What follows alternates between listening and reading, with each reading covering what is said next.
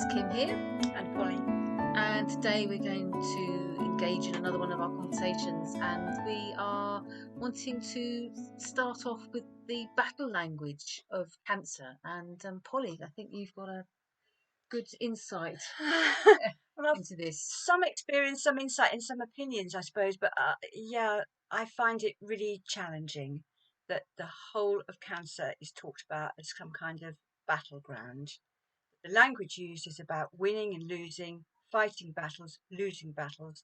And I've noticed that having had a lot of support from Macmillan in the past and supported them myself, that their adverts and the way they speak and the language they use is still using that kind of terminology, that somehow if you don't survive your round of chemo or your 5 years, that you have failed, not just lost, but actually failed in some way. And that seemed to be ubiquitous through the whole of the way the medical profession look at cancer, particularly. Not everything. People don't talk about that. If you've got heart disease, if you've got tuberculosis, that language doesn't come into it. People don't come up with that. No, Battle with. well, you've got to be a warrior Yeah. spirit. You've got to yes, go forth, haven't you? And which is quite interesting because if we think about cancer as the actual disease itself, which is our normal healthy cells, behaviour in and of itself becomes disordered, Yes. basically. So it's our own system becoming unregulated, isn't it? So I was struck because Kevin and I would pre his cancer would talk about not being dubious like you about those words of you've got to fight cancer, and thinking, well, that's again, it's quite tough. It puts quite an onus on the Yeah. person. However, being very honest as well, what I saw my husband do, he turned it into a fight against this thing growing into him, and this thing that he had to hold on to his life, and this thing that he mustn't fail. Yes. And Yeah. I mean, I would just have a bigger label saying I worry that modern medicine sees all death, or the way they're trained, Yes. All see death it is failure. is all death is failure, and that's a strange position to take. It is when, as you were saying to me earlier, that everything that we experience in the world on our planet involves life ending in death. Unless you're a stone, and even then you end up as sand. It's like that's how it is. So it's not that we're, as a human being, suddenly we're responsible for failing at this, whereas a rabbit, an atom of anything is allowed to die, but we're not. If we do it, it's somehow we're at fault. Yeah, so which is I think it's a modern curiosity, really. And is it, part of me speculates, is it because we no longer have, say in the Western world, the coding of an ethos of Christianity to hold the more spiritual soul matters of life, which has become a dirty word. I think soul life's become a dirty word in modern life. And an acceptance and the closeness to, say, if you're more agricultural, or if you work in gardening, or you work with animals, you're right in there with those life cycles. Whereas urban culture has divorced us, and modern medicine has trains medics to see all death as a failure, rather than actually back to this thing where we're talking about where's this human being at, where am I meeting them, and always the big elephant in the room. Possibly, I would suggest that, like, especially we're still in COVID times, is that death is not talked about. I know we've had a lot of death, but the actual understanding Of death itself, yes. Death itself. Death for everybody, not just COVID death. I Yes. think that's the thing. People seem to think, well, you die of COVID and it's a horrible death. But there's death going on all the time from hundreds and thousands of other causes. And those are just being ignored. And I do remember years ago when I was doing some of my training to work in end of life, that it occurred to me that I'd never actually seen a dead body. And I thought how very odd. I didn't have an opportunity when I was a child, but I was Mm. a bit scared. Mm. But yeah, how Oh. few of us who have ever seen a dead body, in any state, whether it's your own loved one or just a real dead person, and that's not how it ever was. Mm. It's only so recently that we didn't have our loved ones around us when they died, and we didn't actually hold them, dress them, honour them ourselves in our own houses. So people detached, totally detached from it, and the more you detach, the more scary it So seems. is this where then this fighting, especially with Wow. fighting, you've got to fight this place of vulnerability, you've got to fight this fear. It's an enemy. Rather than engaging with your life force and go, where can I Mm. um, see if my life force is going to carry on a little more? It's made into this other, isn't it? And it's And very easy for people to stand back from you if they call you. I got called brave. You're mm, so brave. You're battling on, and I didn't. I don't think I saw anybody. But I did say no. I'm not. I'm just here today. I'm here with this. Tomorrow, I don't know where I'll be. yes, you probably weren't feeling brave at I all. was not feeling, and it never occurred to me that I was being brave. I was just still there. So you saying that as you were going through it, and then you've reflected on these Mm. words, so you didn't like, there was something not comfortable at the time about No. the word brave. So did you have a perception about the fighting bit as Well, I well? think the fighting is all wrapped up right when we had our conversation about chemotherapy. It's apart from it, it's a part of it. It's a treatment, in that we need to embrace everything that the doctors can throw at us. That's our Mm, responsibility to take all that on board, in order that we can fight our best fight. If we're, I did reject a treatment at one point, and somebody said, "You've given up. You're not fighting anymore." And I said, "No, I've just made a decision. There's no giving up here. It's my life, mm. my decision. I'm not, I wasn't ever in a battle, but I'm certainly not giving up because I decided to do something that was recommended to me. I made a judgment." Right. So there's a prescribed battle plan, and Yes. you didn't follow it. So No, but you might have felt quite active making your decision not to do something, but that wasn't perceived as being engaged or no. resourced. But you At the you time, obviously you I felt great. I well you felt were confident. absolutely, I've made the decision, and it felt right in every cell in my body. I had a few people who didn't think I was right, but nobody argued too vociferously. But the hospitals and medics, on the other hand, were furious with me. Temporarily, they came round when I was still alive, 5, 10, and subsequent years later, having not what they wanted me to But I remember you also telling me, if it's the same do. part of your story, that yes, they were furious with you at the time, but in terms of that persona of being a patient, I think Mm. you, if I recalled it right, recounted that they then started to treat you more as a person. Yes, all the conversations I had after the initial kind of frustrating woman, she's thwarted us in our plans.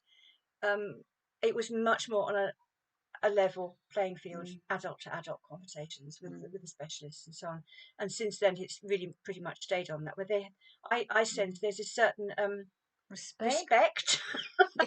and actually a little bit of awe, to tell the truth, with some of as I get older, the doctors are getting younger, and so they're looking at me going, "This woman has, she's done this and this and this, and here she is, and she's still upright." Mm, So there's how lucky am I that I was mm. able to do that, and it did have a good outcome. Well, for me, the outcome I wanted.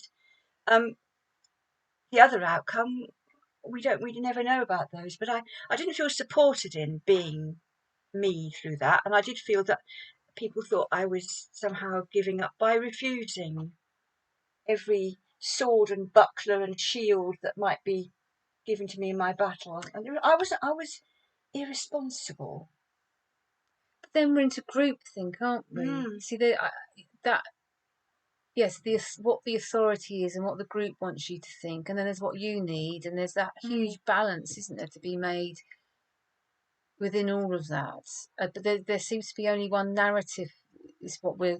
I think wondering. we're coming back to, isn't it, with the language and the kind of the battlefield, is that there is this one battle plane of Mm. battle for cancer, and if you don't fit in with that, there's no language or understanding for you. Well, I think it's quite, and also from my perspective, watching someone do that. So partly, I think I said before, partly first of all is like, support him and, yes, they're going to put their best foot forward, and if anyone can do this, they can. And then I had that aha moment. I thought, this is madness. This is isolating this person so much Ah, that they've got to be. It's down to them. It's that pressure and that judgment on it. It's their battle, their deal. mm. No, but you're absolutely right. Because when I had that issue of somebody calling me brave and battling, I felt that enabled them to step back from Yeah, me, yeah. hand it over to Polly. Well, she's taking it on. I don't have to do anything here. I don't have to engage. I don't have to worry about her. I don't have to support particularly because she's fighting her battle. Yeah, and It's a it's a detachment. detachment and it's an abnegation Yes. of our community Yeah. responses. And we're back to that Yeah. what the Maoris taught me, that if doesn't matter what illness they have, No. but especially with cancer, Oh, if yes. someone's sick, then they're sick for all of us, and there's something wrong in our whole society. Mm. And I think that's the big conversation that never happens around cancer is, okay, if yes, the body's going to get sick and it's going to do things. We're producing cancer cells the whole Yeah. time, and often we're healing them, and it's not manifesting in a place where we need big medicine and big diagnostics. But if there's certain cancers on the increase, well, what are we doing in our world that Yeah. maybe is making our bodies less robust or less healthy? And that's by Mm. putting it all onto the individual, and that sort of takes us into this whole judgment, to the Mm. finger point. There is finger pointing about cancer, Afraid and so. It was all my fault. Actually, was it ever said directly to you in that way? no, not directly. It was Uh, always implicit. and is this from people, the people, the professionals around you, and or friends, or what? I think some of the professionals, certainly, because they always said things like, "We don't know why you've got it, where it came from." So there's always that thing about, if it hasn't got a direct cause, Mm, then well, mm, it's you, isn't it? Because you've got it, so this must be mm, you that mm, somehow brought this mm. about. And I did find that very much so when I had help at a cancer centre, Yeah. that it was my responsibility to own whatever I'd done wrong in my life, whether it was my wrong thinking, my wrong diet, my wrong Mm, lifestyle. It's up to me to kind of fix it because I had to change all those things: my thinking, my lifestyle, my diet. mm. At the same time, kind of a sort of a support on the outside. But here you are again. It's, we'll help you learn these new things, but it's your job Quite punishing, isn't it? because you got it. It's not, you're not Yeah. talking about healthy people doing lots of things to increase their level of health. You know, so we go to spas and people do Mm. exercise and they take classes and they eat well and they do meditation. They do lots of things to maintain. Oh, but then they think they won't get cancer. Yeah, But then they find out they do. I mean, this is what I'm yeah, often saying to people: look, it's back to this thing that a healthy life does not preclude no, sickness, and it no. does not preclude dying, and so it's not a black mark If against if any of if us. you And get sick, if we get sick, we have a physical body; it's going to do what it I think does. it is only cancer that has that. I don't think it's the same No, I think you're for right. for lung disease, for heart diseases, which are circulatory. People don't blame people having a stroke. No, They don't actually blame them for getting Alzheimer's. no, no. So there's a whole, yeah, there's a whole. So there's this whole thing. We're so terrified in some ways of cancer, of its invasive nature. I think that. Is that what the thing is? I think it's what it. I mean, I never had lumps. I had it everywhere. Mm. So I never had a lump, and I sometimes thought if Yeah. it'd been easy if I'd had a lump, I could have focused on a lump and people would have understood a lump better. Mm.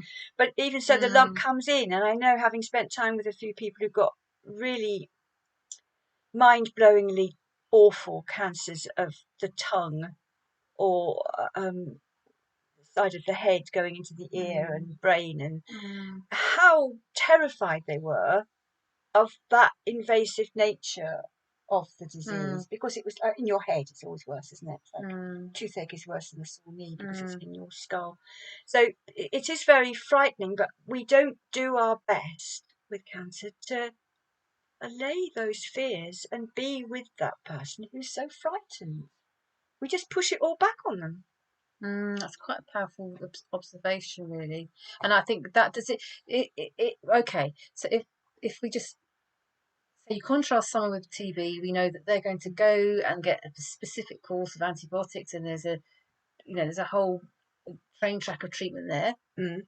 with known outcomes. And I think with cancer, this touches, I think, also into all the peripheral, or what do you want to call it, the industry around of other Mm. people who are going to offer you all sorts of diets and drumming and name the whole range.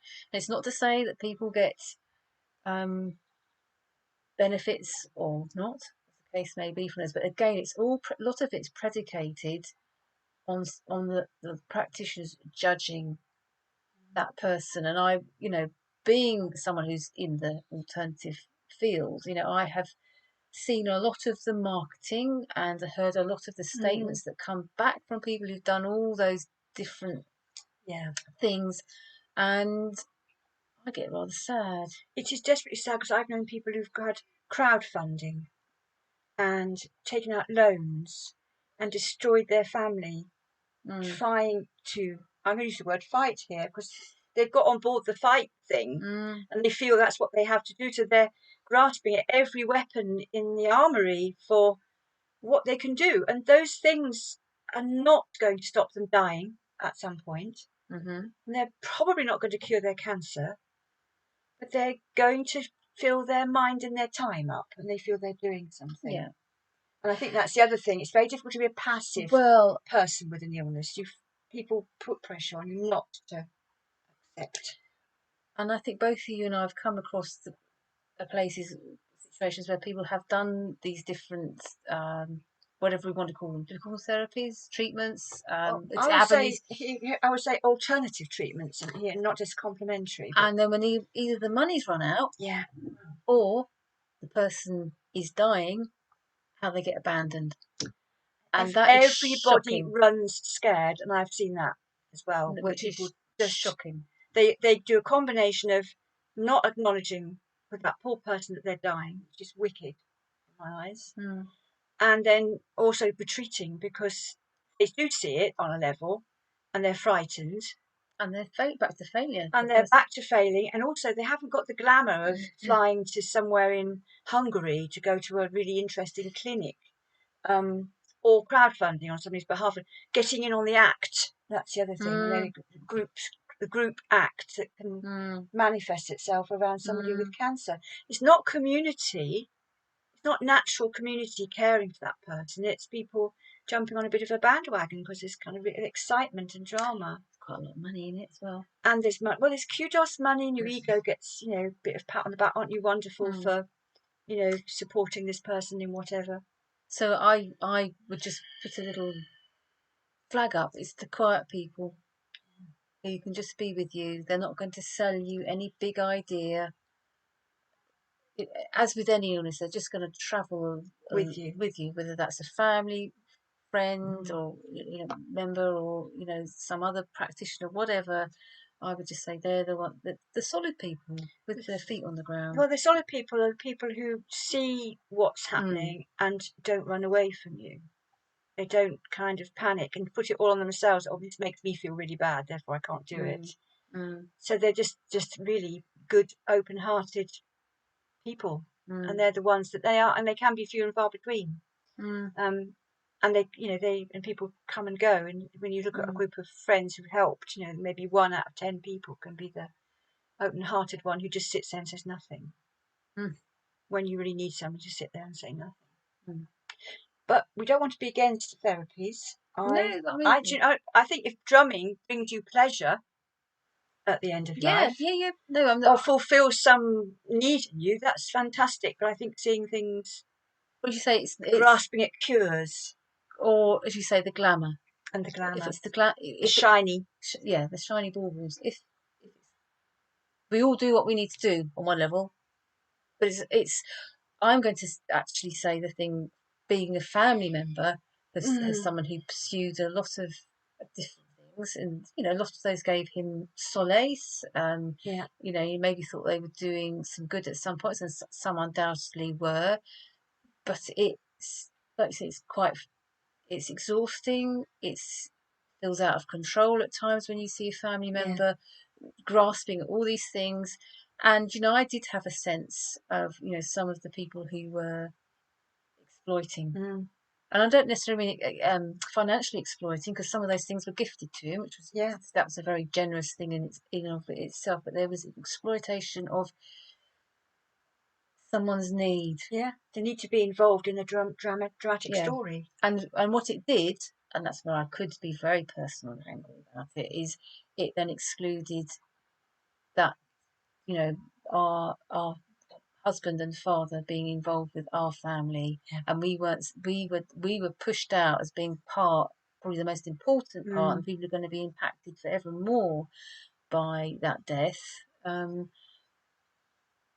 Yeah, of being out of the equation, mm, and that's where it's wicked as yes. well. Because it's not a holding. When we talk about cancer being or a death, an illness, it being in the community, goes into the family, it goes into neighbours, it goes into all the community groups, the Mm, neighbourhood, your work colleagues. It ripples out, and that community can really mm, hold that. mm. Somebody Oh, walks the dog, somebody helps the kids with the homework, mm, somebody sits quietly with you, somebody else takes the laundry away, or they just acknowledge you and don't cross over on the street. And that's sometimes enough mm, to ask of people, and very mm, gratefully mm, receive when people don't cross over. So it's the community can do it, but this is kind of not about that. It is about the glamour and the mm. excitement and the drama of illness, and how it can suck people in that, in the same way that any dramatic event can. Road accidents and things. But oh, I Yeah. saw this, and people live off some experience. It isn't theirs. They don't own it, but it feeds something. So it's not helpful for the person, the family Mm, who are going through this to mm, have all these mm. weird and wonderful needs, pressures. And there were moments where the dialogue was between Kevin the patient and this another Mm, therapist of whatever flavour, and there was no desire or understanding of actually making that conversation yeah, within the family, because when someone's sick, their orientation and their perception of what's going on for them mm, is not, we all know it, when it's not necessarily always that clear or no, objective. And okay, so we're both practitioners, and I did have a route into this one particular character I was thinking about, and I did reach out and I said, look, hey, this is what Kevin said, she's not quite actually what's going on, and no, this is involving what's happening, and what the program that you're imposing on him is actually impacting the whole yeah, family. And can we think about the consequences, blah, blah, blah. And actually I was ignored, mm, and I thought, well, that reveals a lot yeah, to me, yeah, because I think within all of that I would make an observation. We'll do whatever we do, but um, really, whatever treatments we do, they should really take up the most minimal of time and energy, and actually, energy. yeah, They should give succor, and then you should be able to then rest and relax into your day. But when mm. these regimes come into place, and At certain o'clock I do this, and half an hour later I take these, and then certain o'clock yeah, there is no room actually for. We're talking about living. Um, mm, what are you living for? If that's all your life is full of. I met somebody. I went to a cancer help place in Sussex, a group. They're very few and far between, actually. And I did go because it was somewhere where I could talk about things that I couldn't talk about with people who hadn't experienced it.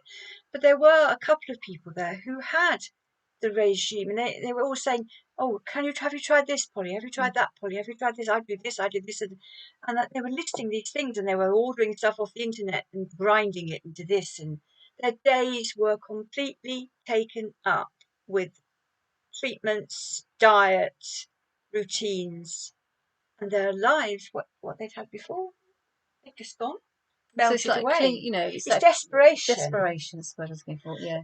And I see that the desperation to hold on to life as you see it at whatever cost is not acknowledged in the way that people handle people with cancer. There is a big risk of dying from cancer. It is a dangerous thing to get. You were saying, was it But within 2 years of your diagnosis? half the people Yeah, will be dead. and that's Big. high. Yeah. That's really, really high for any disease, I would have said, Mm. in that short time. So it is very scary. But if you haven't recognised that you are going to die at some point, you've got not only the illness, the trajectory of the illness, and everything that brings with it, which is, as we said, horrid, but you've actually got your actual death at the end of it, which if you've never looked in the face of, or had a conversation about, or spent a little bit of time just, allowing it to come into your pores that this is what happens to me, I do not live forever. It's overwhelming. So that Overwhelming. and then induces a lot of fear and anxiety, and that's not Well, then who behaves well when they're fearful and anxious? Yeah. Who does the right thing? Who makes good judgments? Yes, you're malleable. You can be manipulated. Maybe I don't know quite the right word. Yeah, but you really are not. You're not in yourself. Are you not grounded and you're not secure in Yeah. yourself? You're really, floating about and can be blown with willy nilly. I wanted to say one thing that we talked about the battle. Do you know about that hospice that uses the bell system, the children's hospice? No, oh, hang on, go on. It came to me when we were talking that these really kind of things that seem quite cruel. That I don't think it's used in many hospitals, but certainly it is children's hospitals where when the child has had enough treatment, which means chemotherapy, and can go home, they're allowed to ring this bell in the ward, "I'm going home" bell. What does that say? Wow. About the child who never goes home again? To that child and their family. Wow. And that's advertised on the television. What now? Yes. God, I've missed that. That's sick. I know, because I think I only came across it through an advert, because I was kind of like, what? I wasn't, that thing where, I don't know, when the adverts come on, you kind of do something else, you make a cup of tea. Did I really see Did that? I really see that? And you kind of go, what? Oh. And then I saw it multiple times, and it's like another way of kind of blaming. Well, you're not good enough to get. You failed. You failed. And how can you say to a child dying of cancer that you failed? No, they're not actually. You're saying it's the parents. Quite possibly, it's the parents then who hold that with them forever. Yeah. That they let their child die. Their child never came home, never got to ring the bell. Because ringing the bell doesn't actually mean anything. It just means you're going home for the weekend, quite possibly. It doesn't mean anything long term, but it's just that symbol.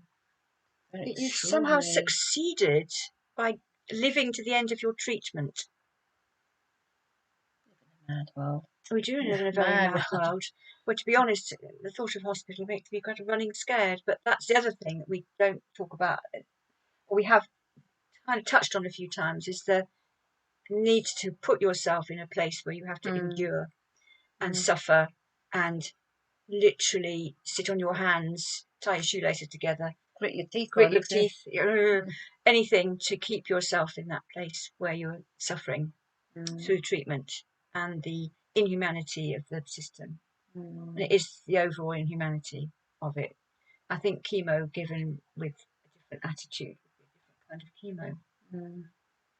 Well, maybe a good place to wind it up, to have a vision of people talking about the hospitals, which there are some that have been designed, haven't they, with green spaces or views out onto trees and things that there's natural world. And places of solace and quiet where people can go and have a cry or be quiet, which is normal when you're going through stuff. Yeah. So they're trying, but it's not easy. Yeah. So Another one of those Yes. Roodles around. I don't know.